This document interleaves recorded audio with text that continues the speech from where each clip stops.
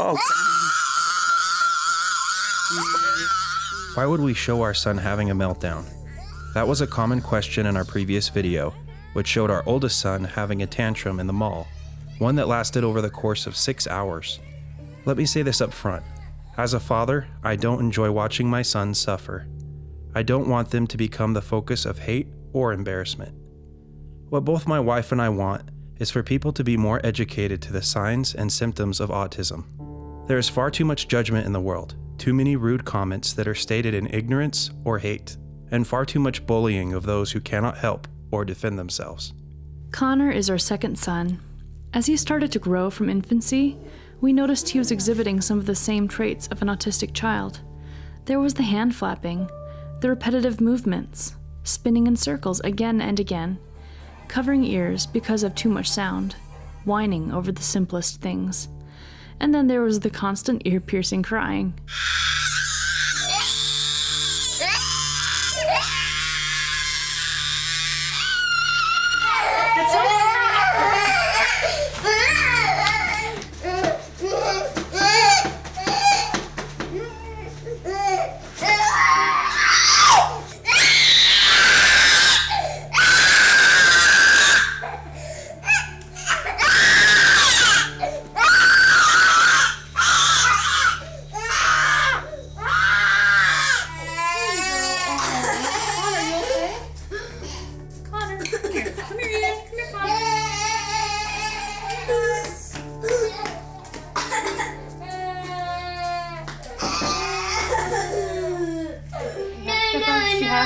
Clearly, this is not normal behavior.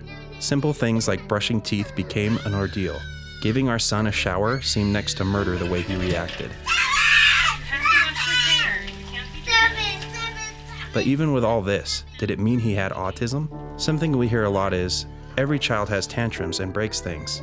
But telling us that every child throws tantrums is like telling parents of a cancer survivor that everyone gets sick. No, our child is not dying. No, it's not the end of the world. But it's not the same thing as raising a typical child.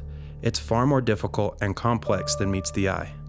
As far as Connor is concerned, at first we thought he was just imitating his older brother Ian, who was diagnosed with severe to moderate autism. But then again, he also acted very differently in some regards. When he wasn't crying, he was actually very quiet and peaceful to be around. He said more things than Ian did at the same age. He made more eye contact. They seemed like very different boys. We kept asking ourselves, certainly we can't have 2 autistic children, right?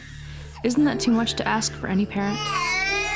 Eventually, we decided it was time to get a diagnosis from a small group comprised of licensed social workers, therapists, and a doctor, all who specialized in the field of autism. It would help us, his extended family, and strangers all know how to best approach Connor and offer him help. At first, we thought he would come back with a high-functioning diagnosis or a simple learning disorder. The results we were given were a bit more drastic than that. Connor is just shy of having severe autism and sits in the moderate part of the ASD spectrum. This surprised us as his older brother's diagnosis is just a touch worse on the spectrum. This seemed like a step backwards in terms of where we needed to begin with Connor's schooling, therapy, and other assistance. But at least we finally knew what was wrong. What we want people to see and understand is that what may look like a bratty or spoiled child could very well be autistic. In this case, both our sons have autism. If you don't know how to tell, then it's really best not to judge. And in either case, people judging and condemning children does little for their development and probably hinders more than helps. We hope this video will help open the eyes of many doubters, if just a little, to the reality of autism and how it can affect the child and family. Don't spit on him, please. If all you saw was a bratty child at the beginning of this video, we ask you to pause next time you see something like this and ask how you and others can help the situation, instead of stating the obvious or being hurtful. Thank you for watching. I'm kind of happy.